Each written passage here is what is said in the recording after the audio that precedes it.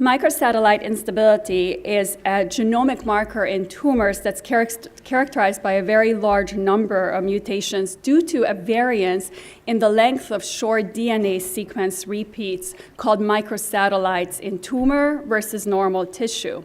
High-frequency microsatellite instability, or MSI-I, is the hallmark of Lynch-associated tumors. Traditionally, MSI analysis has been performed in colorectal and endometrial cancers as a screening test for Lynch syndrome. Lynch syndrome is one of the most common autosomal dominant inherited cancer predisposition syndromes caused by germline mutations in the DNA mismatch repair genes, including MLH1, MSH2, MSH6, BMS2, and EpCAM. Lynch syndrome is responsible for approximately 3% of all colorectal cancers and 3% of endometrial cancers. Because of this relatively high prevalence, universal tumor screening of all colon and endometrial cancers is now recommended for markers of Lynch syndrome. And this is usually done either via MSI analysis or immunohistochemical staining for the DNA mismatch repair proteins.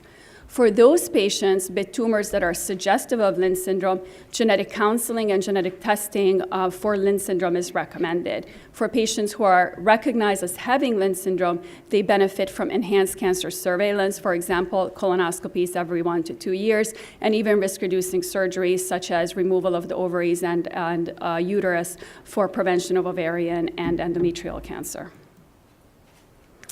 Now, in addition to MSI-I being a marker for Lynch syndrome, more recently, MSI-I has also been implicated as a marker in response to immunotherapy.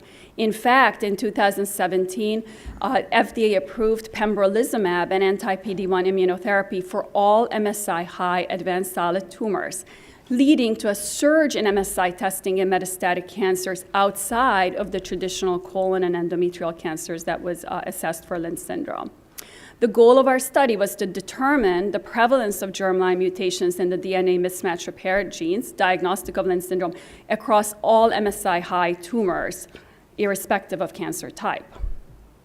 This study included over 15,000 cancer patients representing over 50 cancer types who underwent MSK impact analysis.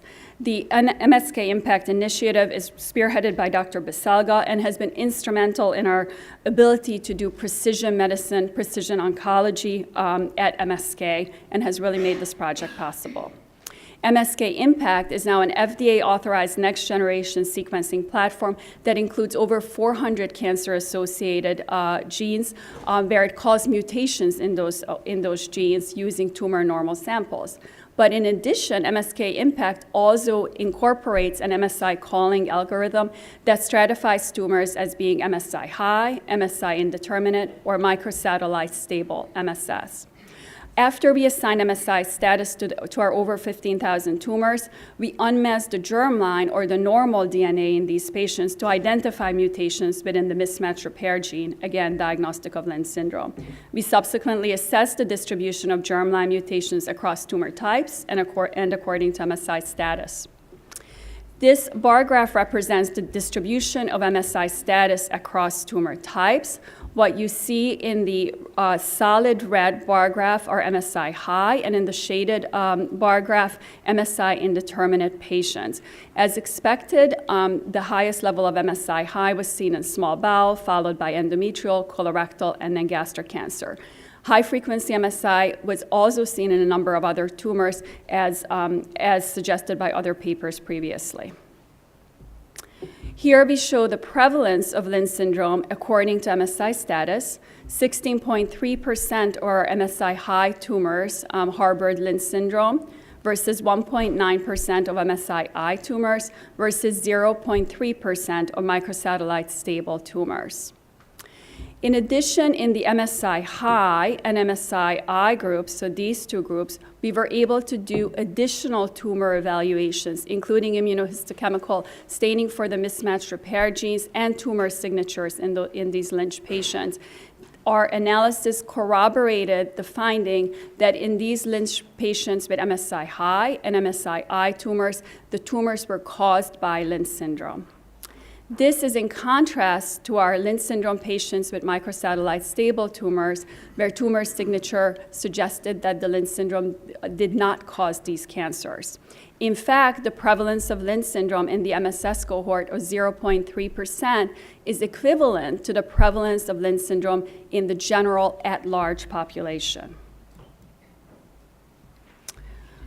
We also looked at Lynch syndrome prevalence across cancer types, and we recognized that 50% of Lynch patients with MSI-High and MSI indeterminate tumors had tumors other than colorectal and endometrial cancer, as represented by the dark blue dots here.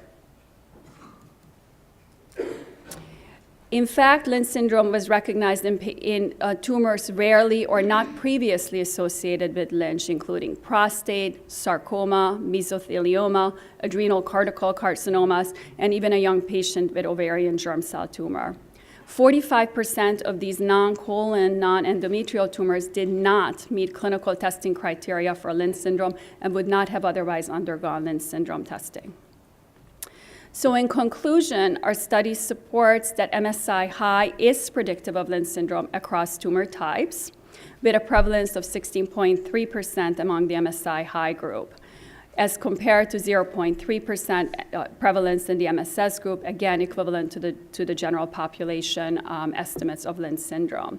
Our study also supports that the spectrum of cancers associated with Lynch syndrome seems to be much broader than previously thought. In conclusion, our study suggests that an MSI-High tumor signature, regardless of cancer type and irrespective of the family cancer history, should prompt germline genetic assessment for the evaluation of Lynch. This will result in an increased ability to recognize Lynch syndrome not only in our cancer patients, but also in at-risk family members who may benefit from genetic testing for Lynch and subsequent enhanced cancer surveillance and risk reduction measures. Thank you very much.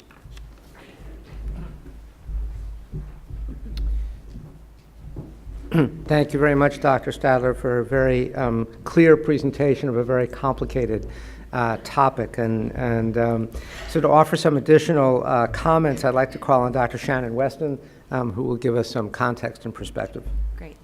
Thank you, Dr. Shilsky. This is an absolutely practice-changing study, which indicates that patients with MSI-High tumors should be tested and screened for Lynch syndrome, regardless of their cancer type. With the rise of precision medicine, more and more patients are undergoing testing for this microsatellite instability, predominantly to identify if their tumor can be affected by an FDA-approved immune therapy. But what we're learning, and what Dr. Stadler and her colleagues found, is that among those tumors with MSI-High status, 16% had Lynch syndrome. Now, a proportion of these patients would have already been screened for Lynch syndrome using our usual suspects, endometrial cancer, colon cancer. But what's important is almost 50% of the patients identified with Lynch syndrome had tumors which are not typically associated or have not typically been associated with Lynch syndrome. So and further, about 50% of those patients wouldn't have been tested based on our usual personal history, family history, things that would prompt Lynch syndrome screening. So what we've learned is that MSI not only has therapeutic implications, but it also has cancer prevention implications. So what we see is that we've only been testing the tip of the iceberg of patients that are affected by Lynch syndrome. And what we now know is that under the surface, there are a larger number of patients with specific cancer types that should be tested for Lynch syndrome. This is a straightforward testing strategy which can be immediately implemented to impact not only the patient themselves and their risk of cancer, but also their family members and their risk of cancer. And truly, the impact of that cannot be understated or overstated. Thank you. Thanks, Shannon. I just maybe you could drive that last point home very clearly. I tried. But it seems to me that what we're talking about here is, the doctor's treating a cancer patient. They're looking for something in the patient's tumor to guide treatment. They find something that can help with that, but the same thing that they're finding also indicates that the entire family may have an increased risk of cancer. That's right. And that has huge implications for not only the patient, but all of their family members. Right, and if they are potentially benefited by the immune therapy, so say they're cured by this immune therapy because their tumor has this MSI-H status, and then they go on to develop a subsequent cancer, what a loss. So if we can identify that they have Lynch syndrome and put them through the usual screening processes and even risk-reducing surgery, we can keep that patient alive even longer, and we can impact their family as well.